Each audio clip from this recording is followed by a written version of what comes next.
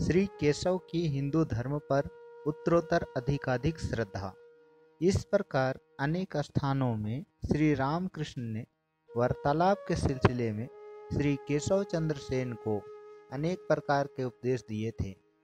बेलघर के बगीचे में प्रथम दर्शन के बाद केशव ने 28 मार्च 1875 ईस्वी के रविवार वाले मिरर समाचार पत्र में लिखा था, हमने थोड़े दिन हुए दक्षिणेश्वर के परमहंस श्री रामकृष्ण का बेलघर के बगीचे में दर्शन किया है। उनकी गंभीरता, अंतर्दृष्टि, बाल स्वभाव देख हम मुग्ध हुए हैं। वे शांत स्वभाव तथा कोमल प्रकृति के हैं और देखने से ऐसे लगते हैं मानो सदा योग में रहते हैं। इस समय हमारा ऐसा अनुमान हो रहा है कि हिंदू धर्म के गंभीरतम स्थलों का अनुसंधान करने पर कितनी सुंदरता, सत्यता तथा साधुता देखने को मिल सकती है। यदि ऐसा न होता तो परमहंस की तरह ईश्वरी भाव में भावित योगी पुरुष देखने में कैसे आते। 1876 ईस्वी के जनवरी में फिर माघोत्सव आया। उन्होंने टाउन हॉल में भाषण दिया। विषय था ब्रह्म धर्म और हमारा अनुभव, आवर फेथ एंड एक्सपीरियंसेस। इसमें भी उन्होंने हिंदू धर्म की सुंदरता के संबंध में अनेक बातें कही थी। श्री रामकृष्ण उन पर जैसा स्नेह रखते थे, केशव की भी उनके प्रति वैसे ही भक्ति थी। प्रायः प्रतिवर्ष ब्रह्मोत्सव के समय तथा अन्य समय भी केशव दक्षिणेश्वर में जाते थे और उन्हें कमल कुटीर में ले आते थे। कभी कभी अकेले कमल कुटीर के दूसरे मंजिले पर उपासना गृह में उन्हें परम आंतरंग मानते हुए भक्ति के साथ ले जाते तथा एकांत में ईश्वर की पूजा करते और आनंद मनाते थे। 1879 के भद्रोत्सव के समय केशव श्री रामकृष्ण को फिर निमंत्रण देकर बेलघर के तपोवन में ले गए थे। 15 सितंबर सोमवार और फिर 21 सितंबर को कमल कुटीर के उत्सव में सम्मिलित होने के लिए ले गए। इस समय श्री रामकृष्ण के समाधिस्थ होने पर ब्रह्म भक्तों के साथ उनका फोटो लिया गया। श्री रामकृष्ण खड़े खड़े समाधिस्थ थे। हृदय उन्हें पकड़कर खड़ा था। 22 अक्टूबर को महाअष्टमी नवमी के दिन केशव ने दक्षिणेश्वर में जाकर उनका दर्शन किया। 29 अक्टूबर 1879 बुधवार को शरद पूर्णिमा के दिन के 1 बजे के समय केशव फिर भक्तों के साथ दक्षिणेश्वर में श्री रामकृष्ण का दर्शन करने गए थे।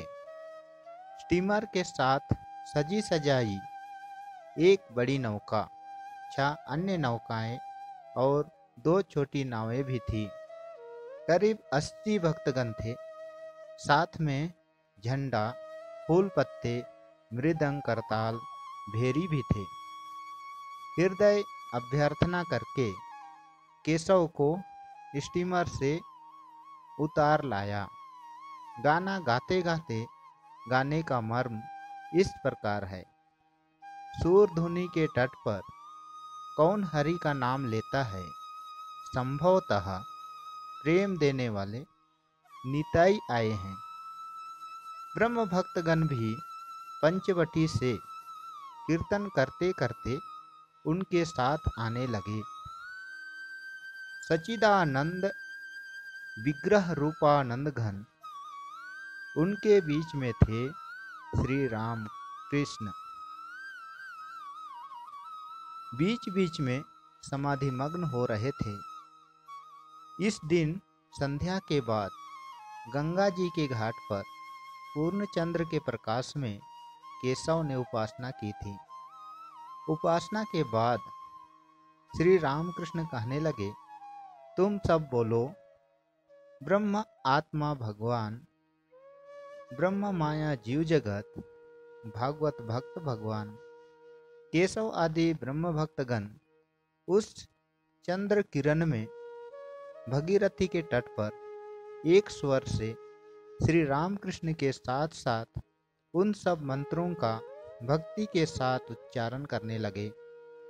श्री रामकृष्ण फिर जब बोले, बोलो गुरु कृष्ण वैष्णव, तो केशव ने आनंद से हंसते हंसते कहा, महाराज, इस समय इतनी दूर नहीं। यदि हम गुरु कृष्ण वैष्णव कहे तो लोग हमें कट्टरपंथी कहेंगे। श्री रामकृष्ण भी हंसने लगे और बोले, अच्छा, तुम ब्रह्म लोग जहाँ तक कह सको उतना ही कहो। कुछ दिनों बाद 13 नवंबर 1879 ईस्वी को श्री काली पूजा के बाद राम, मनमोहन और गोपाल मित्र ने दक्षिणेश्वर में श्री रामकृष्ण का प्रथम दर्शन किया। 1880 में एक दिन ग्रीष्म काल में राम और मनमोहन कमल कुटीर में केशव के साथ साक्षात्कार करने आए थे।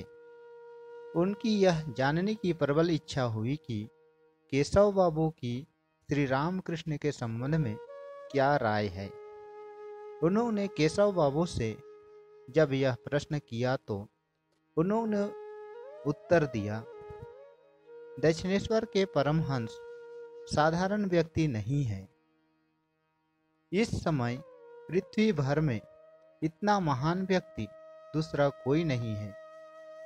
वे इतने सुंदर, इतने असाधारण व्यक्ति है कि उन्हें बड़ी सावधानी के साथ रखना चाहिए।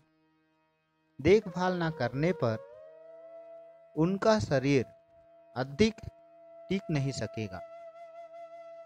इस प्रकार की सुंदर मूल्यवान वस्तु को कांच की अलमारी में रखना चाहिए। इसके कुछ दिनों बाद 1881 ईस्वी के माघोत्सव के समय पर जनवरी के महीने में केशव श्री रामकृष्ण का दर्शन करने के लिए दक्षिणेश्वर में गए थे। उस समय वहां पर राम, मनमोहन, जयगोपाल सेन आदि अनेक व्यक्ति उपस्थित थे। 15 जुलाई 1881 ईस्वी को केशव फिर श्री रामकृष्ण को दक्षिणेश्वर से स्टीमर में ले गए।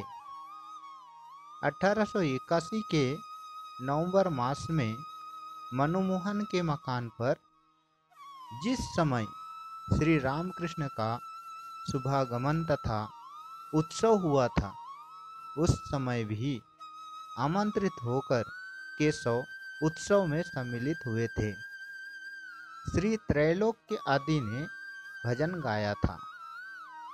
1881 ईस्वी के दिसंबर मास में श्री रामकृष्ण आमंत्रित होकर राजेंद्र मित्र के मकान पर गए थे।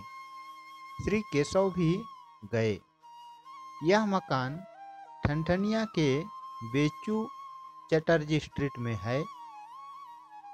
राजेंद्र थे राम तथा मनमोहन के मौसा। राम, मनमोहन, ब्रह्मभक्त राजमोहन तथा राजेंद्र ने केशव को समाचार देकर निमंत्रित किया था। केशव को जिस समय समाचार दिया गया, उस समय वे भाई अघोरनाथ के शोक में अशौच अवस्था में थे।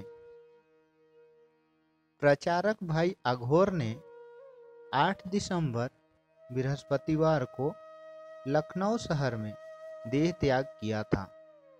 सभी ने अनुमान किया कि केशव ना आ सकेंगे। समाचार पाकर केशव बोले, यह कैसे? परमहंस महाशय आएंगे और मैं ना जाऊं? अवश्य जाऊंगा। अशौच में हूँ, इसलिए मैं अलग स्थान पर बैठकर खाऊंगा। मनमोहन की माता परम भक्तिमती श्यामा सुंदरी देवी ने श्री रामकृष्ण को भोजन परोसा था। राम भोजन के समय पास खड़े थे। जिस दिन राजेंद्र के घर पर श्री रामकृष्ण ने शुभागमन किया, उस दिन तीसरे पहर सुरेंद्र ने उन्हें चीना बाजार में ले जाकर उनका फोटो उतरवाया था। श्री रामकृष्ण खड़े खड़े समाधि मग्न थे। उत्सव के दिन महेंद्र गोस्वामी ने भागवत की कथा की। जनवरी 1882 ईस्वी माघोत्सव के उपलक्ष्य में सिमोलिया ब्रह्म समाज के उत्सव में ज्ञान चौधरी के मकान पर श्री रामकृष्ण और केशव आमंत्रित होकर उपस्थित थे। आंगन में कीर्तन हुआ। इसी स्थान में श्री रामकृष्ण ने पहले पहल नरेंद्र का गाना सुना और उन्हें दक्षिणेश्वर आने के लिए कहा।